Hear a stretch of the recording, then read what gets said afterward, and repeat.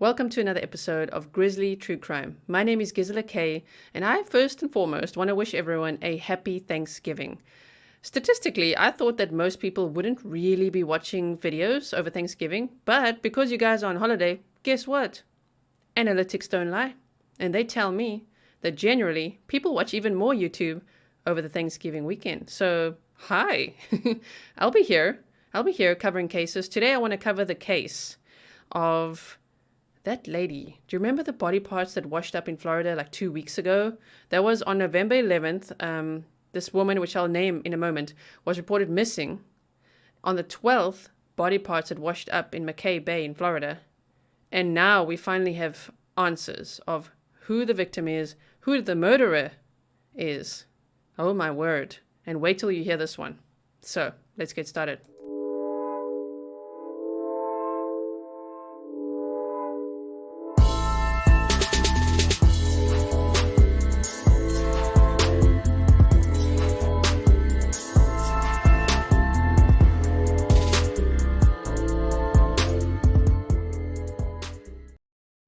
Thank you so much for joining me. I really appreciate you being here. Thank you for being Grizzlies, for subscribing, for hitting the bell and all those good things. I really, really appreciate it. If you just give me a moment, I actually just want to make sure that my phone notifications are turned off. I usually do that before I start so that, no one interrupts us over here while we're looking at a case. Okay, so I'm going to take you back to, remember November 11th? If you don't remember, welcome to the case. What happened is, a fisherman found body parts washed up at McKay Bay in Florida. And then remember they showed us, if you don't again, that what happened is one of the body parts had 3 tattoos on it, 3 names in one tattoo. And people were looking for clues of who this could be.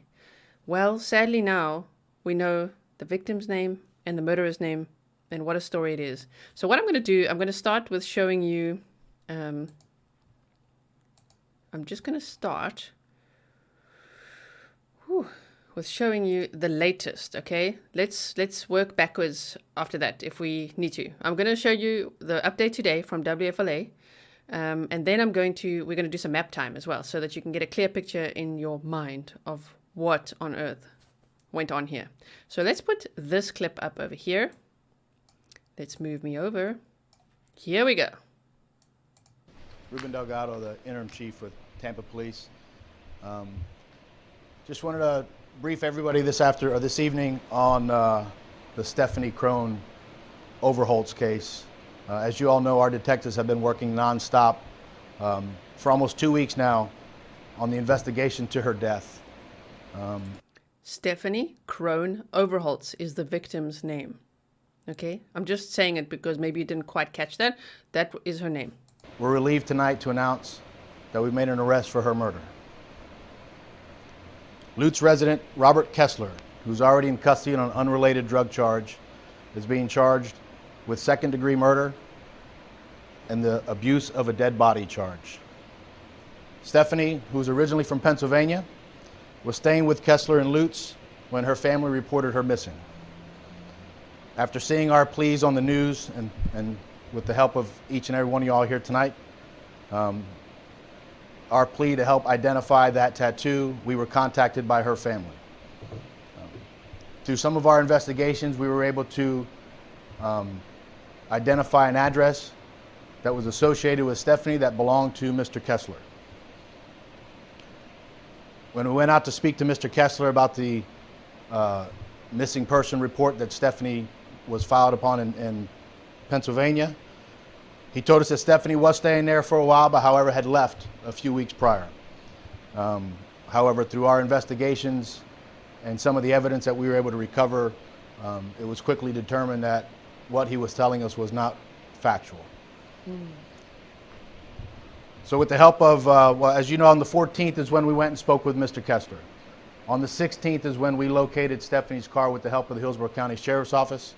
And then through our investigative means, through some search warrants that we did, we were able to locate enough evidence. In fact, we located some of Stephanie's blood in her car. And we did a search warrant on Mr. Kessler's house where we found more blood and a pair of shoes. FDLE and the medical examiner's office worked with us very closely, and we were able to determine that the blood in all of those cases belonged to Stephanie. So that's when we ruled this a murder.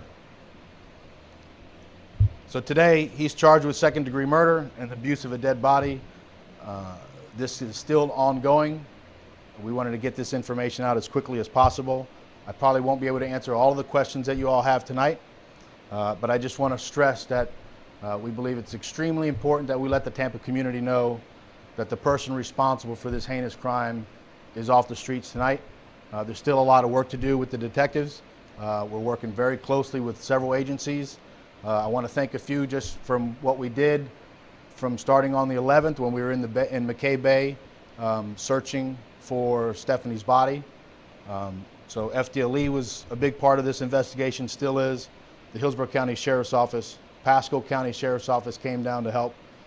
Florida Fish and Wildlife Conservation Commission was also a big help with us, as well as the U.S. Coast Guard. And then again, the media and the public for getting our information out as quickly as possible and helping us identify Stephanie and helping us get to the bottom of this case. So I'll take any questions that you all have now. I may or may. Oh my word. Okay. Did you get all that? I mean, he summarized it very, very well. So, are you ready for map time? Let me just summarize. The 69-year-old man, Robert Kessler, met Stephanie at a McDonald's, had a little chat, realized she's living out of her car, she's homeless, invited her to stay with him. Now, he is a dad. He had a 6 or 7-year-old girl there. They, on the news here, say she's around 6. He had a little girl there? He invited this lady to stay with him. He murdered this lady and dismembered her. What? Now, when we do map time, it gets pretty interesting. So, let's do that.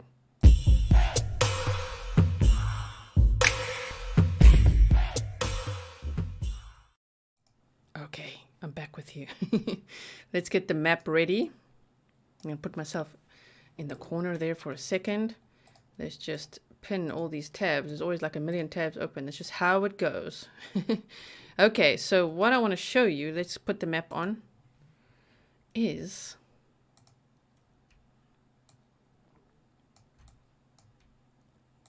okay, Lutz is where he lived. Hope you like the background. It's like all fall inspired Thanksgiving for you. And look at the Grizzly. The Grizzly's Thanksgiving themed. Okay, so if we look at the map, right, he lived, I don't know the exact address right now, but he lived in Lutz. And yes, we can see the public supermarket here.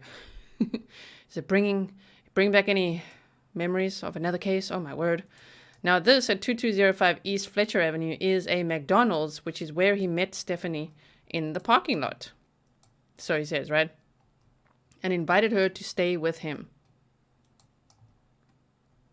Yes. I wonder if I can put the little man there. Ooh. Yes, there we go. This is where he met Stephanie in the parking lot. I can make it a little bit bigger here for you. How's that? Is that good? Ooh, full screen. We're in the map now. We're in it. We're right there, guys. Okay. So, this is the McDonald's where he met Stephanie in the parking lot. So, oh my word, it's always so scary to relive a crime like this too, because it feels like we're right there. Like, scene of the crime. Oh my word. As in where he met her. There's not the scene of the crime. It's not a crime scene, but it's where he met Stephanie and invited her to come and stay with him at his house. She agreed. She was not doing well, looking for a place to stay. She was living in her car, actually. But don't you just hate it when a guy with a good guy badge turns out to be a really bad guy? And sadly, in my experience, it's often the case. If someone comes to me and says that they're a really good guy or a really good person, I'm like, I'm staying so far away from you because, I don't know, that's when my little red flag, I need a red flag. That's when my little red flag meter goes up. Oh my word. Okay, so let's escape this little man view. Okay, we've got that, lutz. And then if we go here, I'll zoom out. Sorry if I'm making you dizzy. Here, so I won't be a bad driver, okay? So if we go from there, this is the area. It's far-ish, huh? It's not that far, but he took quite a little drive, didn't he? To somewhere around here, discard of her remains, her body parts. He dismembered her, and I don't know where he dismembered her. That's the scary part as well. Like, where did he do that? But in McKay Bay, over here by this Licata Bridge, her remains had washed up, and a fisherman had found the remains, which is traumatizing in itself. But here's where it gets a little bit interesting for me. I don't mean this case isn't interesting. I mean, just look at this. Now, if we go from there and we go and look, where's Fort de Soto? Now, Fort de Soto is there. Now, isn't it plausible to you that this man could drive there to throw the gun away if he murdered her with a gun? But I think he did. We don't know that yet. I'm just speculating now. But I think the gun belongs to him. That's my thought now. I know that a lot of you think it belongs to Brian Laundrie, but that doesn't make any sense, because if he died from a self-inflicted gunshot wound to the head, then the gun that he did that with was probably right by his body. Just because the FBI didn't tell us that the gun was there doesn't mean the gun wasn't there. It was probably right there. It makes sense. Where would it go? It could have drifted off a bit, but they would have found it, looked for it, you know, especially because they knew there was one missing gun from the laundry house. So now if we look at this case, I mean, don't you think the gun could belong to this guy? That he would drive from Lutz and go, yes, to the McDonald's, and then they stayed there. And then whatever he did here, let's assume shot, murdered, dismembered. I mean, dude, like, when did you do that? You have a little girl living there. That's so scary. And then drove down and threw her remains here. He's trying to be Dexter or what?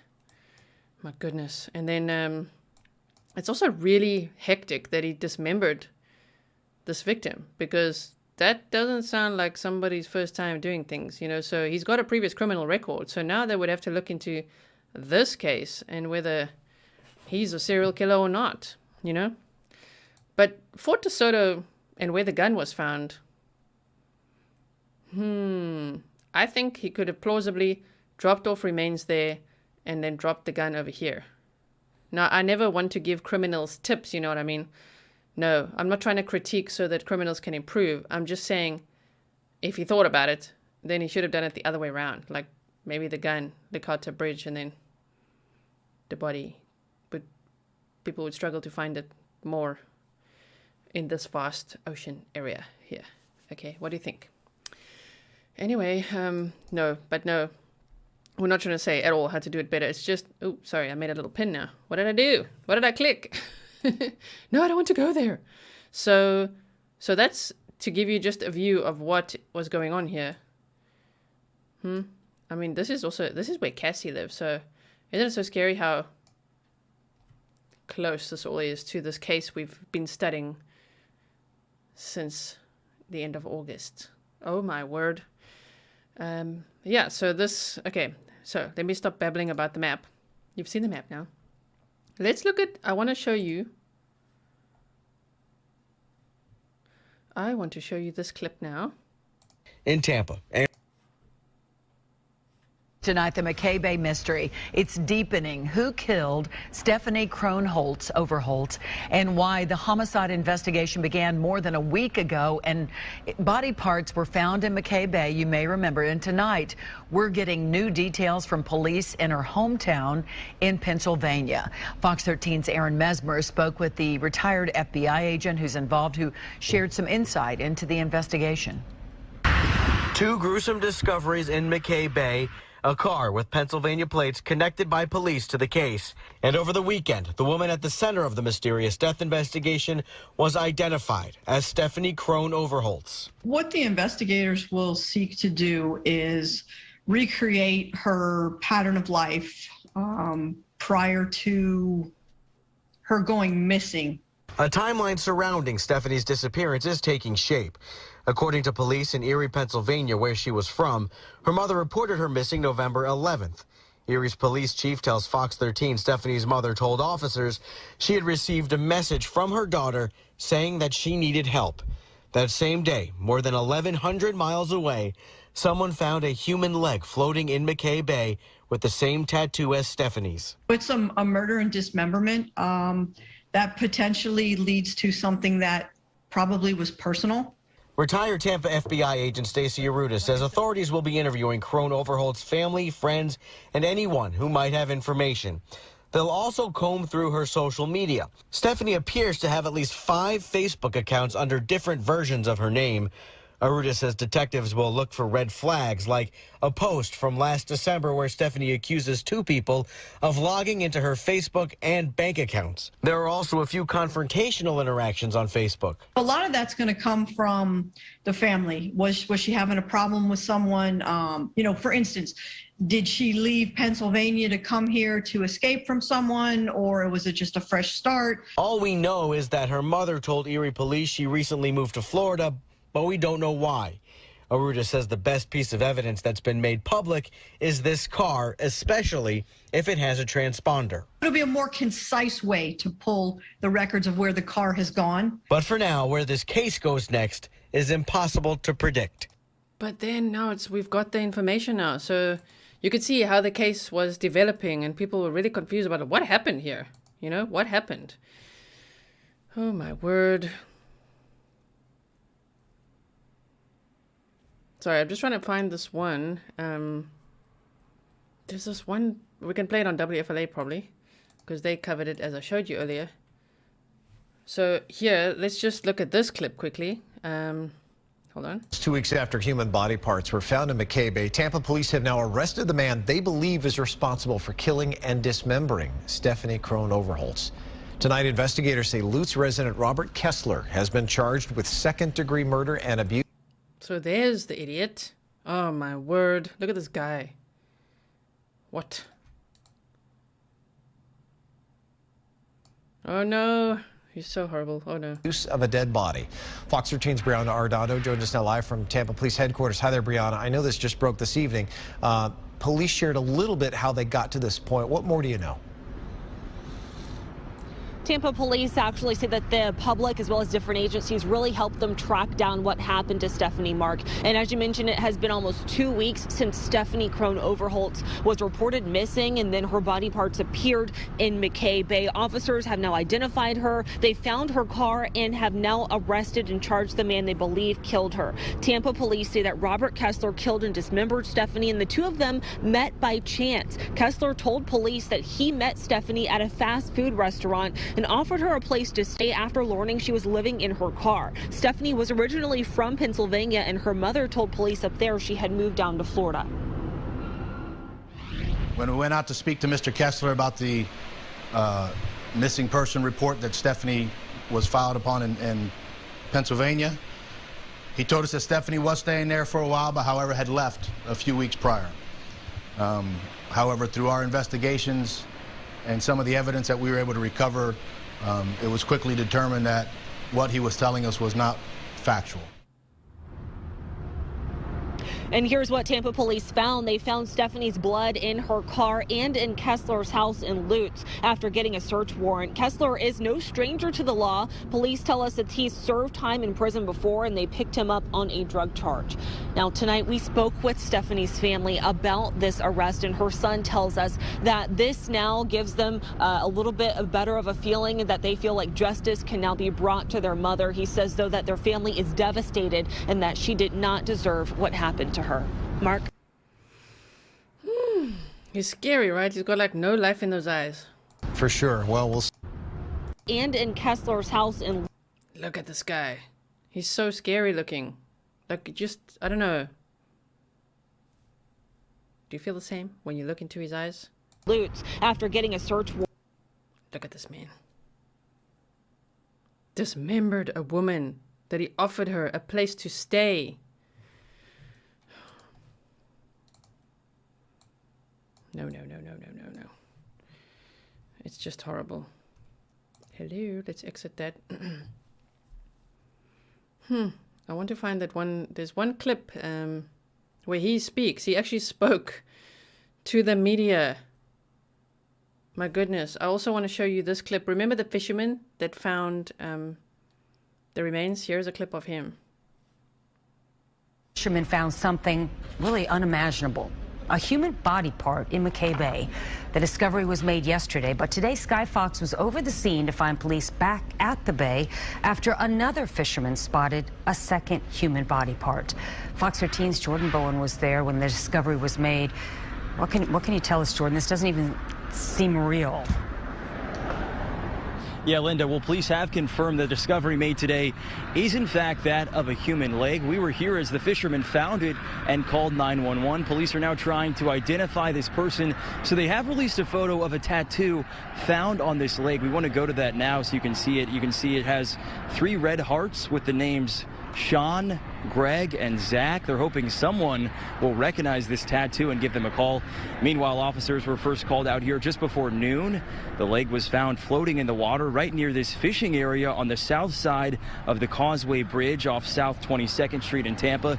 This is the same location where investigators say a different fisherman spotted a human body part yesterday. So there's now been 2 human body parts found here in the same area in just the last day. Officers were only here for about an hour or so. A police boat did come, pick up the leg, and has taken it into evidence. I saw what looked like just a lump of dead fish at first, but as it started floating closer to me, it started to resolve into what looks like the lower half of a human leg.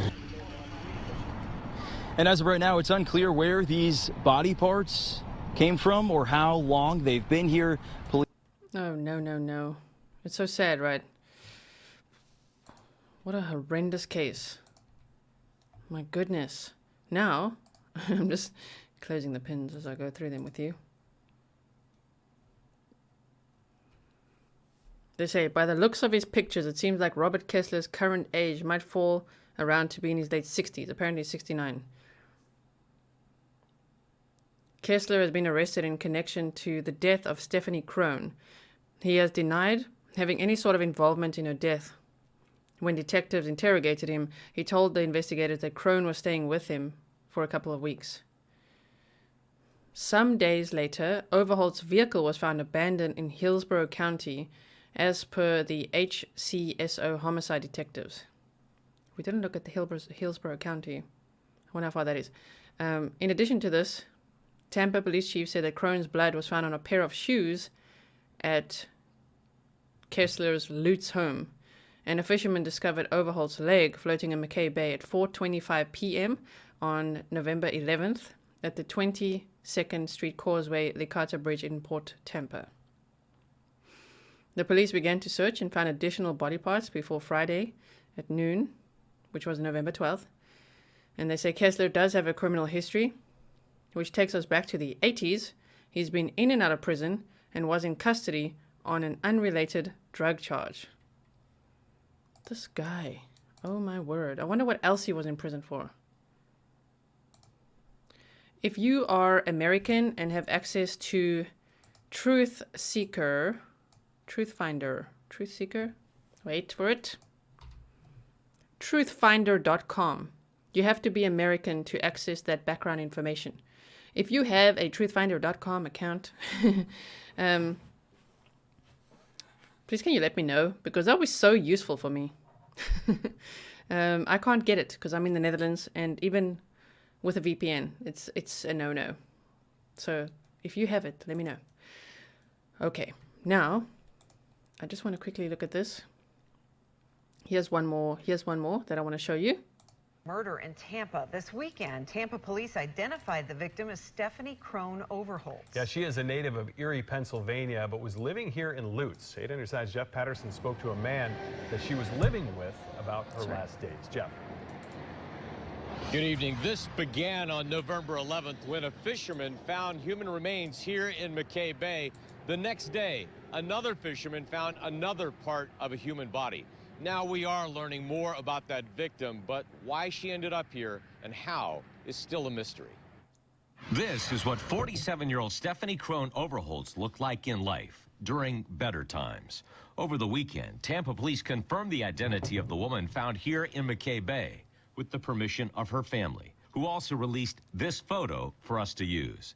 She was from Erie, Pennsylvania, but most recently was living here in Lutz. I just kind of gave her a place to stay. I spoke to the man she was living with, who did. You heard him. This is what I wanted to find. Exactly this. This is where it's also on WFLA, but I wasn't sure exactly now the timestamp. But here we go. Didn't want us to show his face on TV. He says he met her at a nearby McDonald's. I met her at Fletcher at McDonald's. Me and my little girl met her. And she had the Pennsylvania plate. She was in her car, and it was obvious to see that she was homeless, and she stayed in a car. She explained to me her. If you're thinking, I need to move this camera down, I can't. This is the full screen. Oh my word. He didn't want to show his face, even before he was arrested for her murder. Her ankles swell up because she slept in a car. He says he gave her a place to stay, but says it quickly became apparent she had personal problems he couldn't deal with. So I just asked her to leave, and she left. And that was it. Tampa police have been to his home to collect evidence. We got a search warrant, and they took my van, and they're not going to find, there's no evidence in it. There's evidence that she had been here probably or something. They took my van, and there's no evidence in it. Oh, except there is. Well, there's evidence in your home. There's evidence in her car. Like that, but that's it. But he says he doesn't know how or why she was murdered. What do you think happened? I don't know. She had a lot of different things where she had told me that some gang was after her. Who? Some gang was after her. I mean, maybe she did say that, but at the end of the day, the Mr. Man with a good guy badge is the one who murdered her and dismembered her. That just sucks, man. Tampa police are... That's it from that news clip. Oh my word. I think that's a good summary of the case, of what happened, when it happened. And for anyone wondering what happened to those body parts that, that were floating around McKay Bay. Who was that? What happened? Well, now we know. And sending condolences to Stephanie Crone-Overholts' family, to her mother, to her children, anyone who knew her. Sending condolences to them. And, oh man, I don't know what else to say. I just think it's so terrible. What an outcome. I mean, she was like down on her luck, She moved to Florida. She had called her mom, as they said, on around that was like November 11th. She was reported missing on November 11th, but she had said to her mom, I need help. She was looking for help. She was at the McDonald's. She got help. And unfortunately, the man who helped her is the man who murdered her and dismembered her. Oh, I think that gun, my personal thought is that it's going to turn out that that gun found at Fort de Soto campground belongs to this man. However, you let me know what you think. Okay, do you think the gun belongs to this man, Robert Kessler? I think so. Or do you think it belongs to Brian Laundrie, and also how? If you think it belongs to the Laundries, then how? Oh, I know how some of you are going to go. I actually know what you're going to answer already, but feel free. Leave your comments below. If you like this video, please hit the thumbs up. Tell YouTube you like it so that that I can see on my analytics what kind of videos you really enjoy, what kind of videos you don't. I'm very, very surprised how few of you enjoy interviews that I do. It was surprising. I mean, damn. The analytics are just like so obvious. Of most of my audience doesn't tune in for that. Most of you tune in for me alone covering cases, and I really appreciate that. I mean, you guys are super encouraging. I can do that. And yes, that's what I have to say for now. So I also wanted to thank Jill. Jill sent me all this lovely makeup that I'm wearing lately. This beautiful eyeshadow palette that I got, as well as these straws. You can see my lipstick's a bit on it. It's a metal straw, so I love metal straws. I've always had metal straws, really, always. Always. Yeah, for like the last 2 or 3 years. But these ones have got like this cool silicone tip, and I just love it. It's so, so nice. So thank you so much. I mean, Jill also sent me this wonderful lip gloss. So this is nice too. Thank you so much. So some of you are complimenting my makeup lately. And it's all thanks to Jill, one of the Super Grizzlies. Thank you so much, Superstar Grizzlies. Also, while I'm here, for my members, the Superstar Grizzlies, I know that I said I would probably do a forest walk this week. It didn't happen because the weather wasn't great. It was so cold and I was so cozy at home and I was just making videos and I was just with Fury and the Christmas tree and all that. So I am going to fetch Mr. Grizzly at the airport tomorrow, which means I'm going to go on the train back to Schiphol Airport and I want to take you guys along with me. So let me know if you enjoyed the train ride that I took you on last time.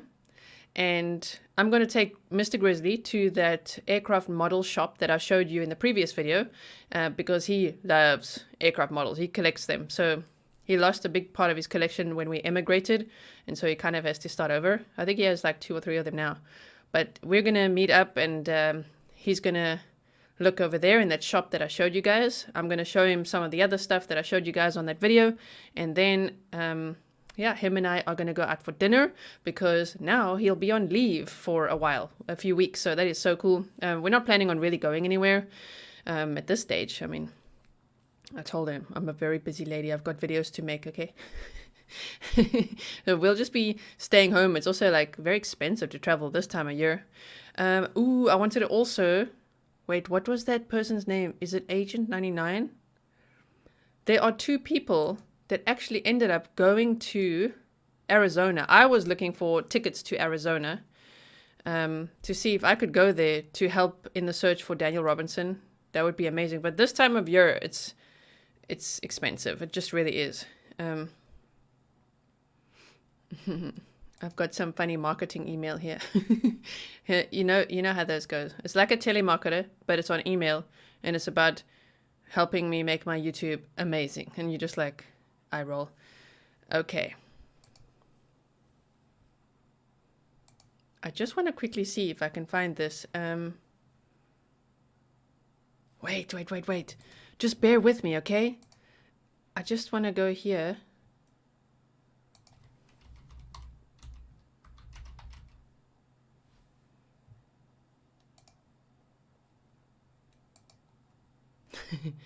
Man.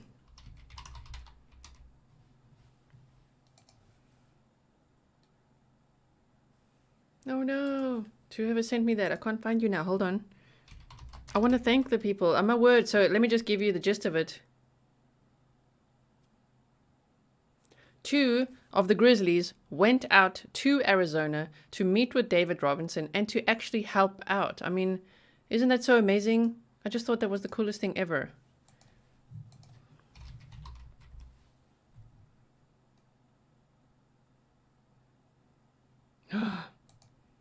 Can't find your email. Yes, Rose. Oh my word, Rose. Thank you so much to Rose. I won't say a full name in case you don't want me to say that. Thank you for your email. Thank you for going out there to Arizona and helping David Robinson search for his son. That is so amazing of you. I appreciate it so much. You really make my work here feel extremely meaningful. For all of you who have signed the petition for Daniel Robinson, who have donated to David Robinson's GoFundMe, and who've actually been out there, oh my word, to go and help out in the search. Amazing. It's so amazing. Thank you so much. Thank you to all of you who also show, some of the guests that I've had on the show, lots of love. I know Stephen Keogh from Scotland Yard, his channel, I mean, it's just blossoming. I love to watch it. And you guys, he did his first live stream and he's going to do another one on November 30th, I think it is. So thank you for being so kind to him as well in his comments, and just, you guys are the best. This is the best community ever. I really appreciate it so much. And what else can I waffle for today? I want to say thank you to everyone for hey, it's Thanksgiving. I'm allowed to say thank you a lot now. Some of you are like, why do you have to say thank you every video? I don't have to every video, and I haven't really been doing it that much, but I am so grateful for the PayPals, for the coffees, for the Patreons, for the memberships. Please know that Patreon and YouTube membership are two totally separate things. Patreon, I call my tip jar. What you get there is previously recorded podcast episodes, a couple of pictures or a piece of art or something. It's like minimal. It's just like my tip jar, an easy way to support me for $1 a month, and then you get a couple of perks there. But YouTube membership is either $1.99 or $4.99, and there's different perks there that you can get. If you have an Apple device, it's very hard to join YouTube membership because Apple blocks that functionality for some unknown reason. I think it's got to do with Apple Pay, and I don't know.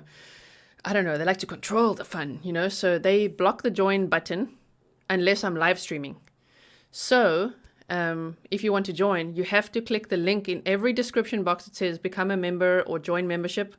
There's a link there, but you have to click that link on a computer on Chrome and not on your Apple device. And even if you have an Apple Mac computer, you have to use like Google Chrome and not Safari, okay? That's how you join to get those perks. So if you want to become a Grizzly member on my YouTube channel, you got to join the YouTube membership. If you want to contribute to my tip jar, which is Patreon, that's a whole separate thing. That's Patreon.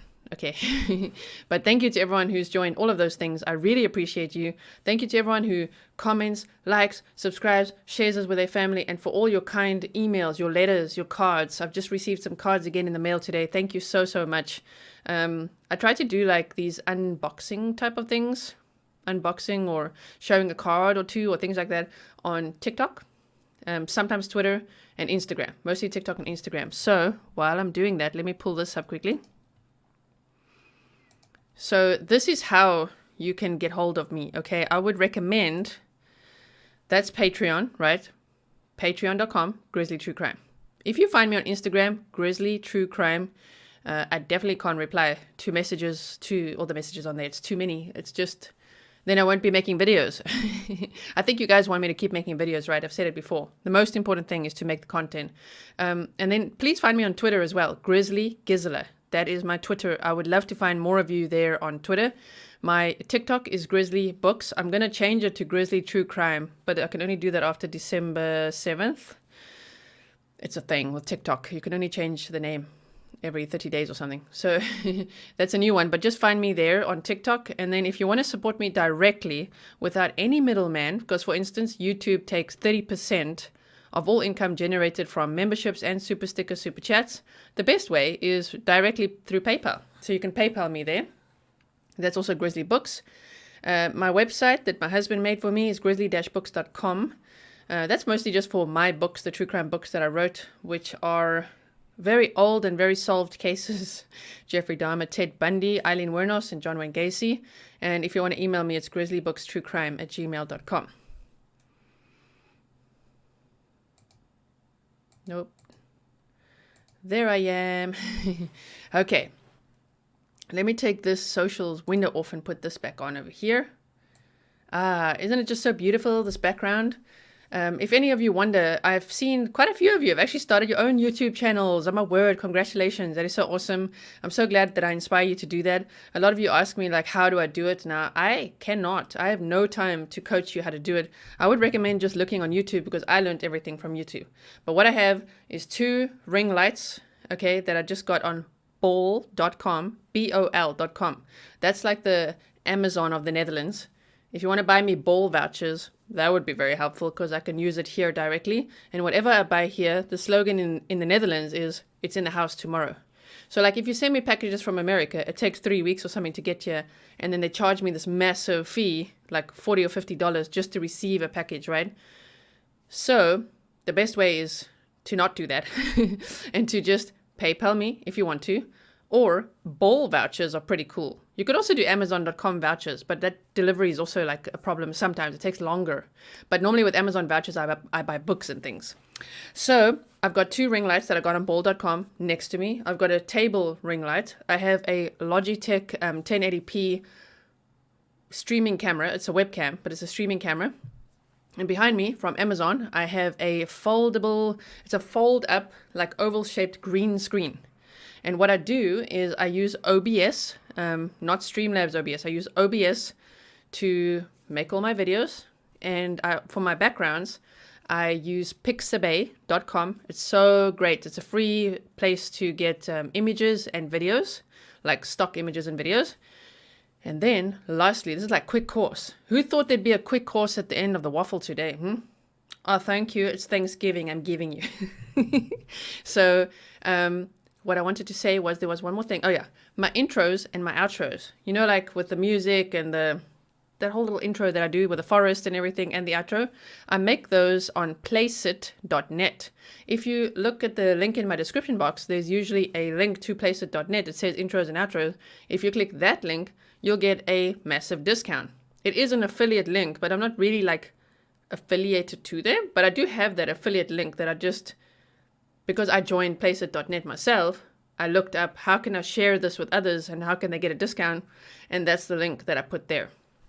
So if you want to do that and create like really cool intros and outros, which take like 5 to 10 minutes to make, that would be way to do it. But everything is in the description box, not all my equipment, but the links to the intros and outros. I'm telling you now about pixabay.com. What else is there? I'm so excited now to tell you, but thank you so much to everyone who's told me that I inspired you to make a YouTube channel. That's so cool. I want to also look, there's this other website called unsplash.com. And what they have here is also wallpapers, photography. Let's just have a look. Yeah, this is all kinds of pictures.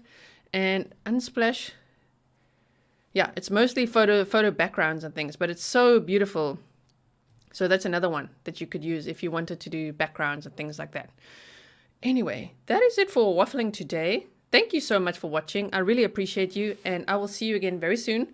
I really enjoy what I do over here, and yeah, go look at my latest Instagram post if you want to see my mission statement. You know, what I want to stand for, what I do stand for, and what I want to make clear on this channel. Go have a look, okay, on my Instagram. I'll show you this one more time, just so that you have it all. So it's at Grizzly True Crime for Instagram, and at Grizzly Gizla for Twitter, and Grizzly Books for TikTok. Okay, so that's it. Bye. I'm like, oh no, it's over. But don't worry, I'll be back with another video. I'll see you very soon. Thank you for watching. Thumbs up, subscribe, become a grizzly, do all the good stuff. Take care of all those things that need hugs there at the bottom. I'll see you soon.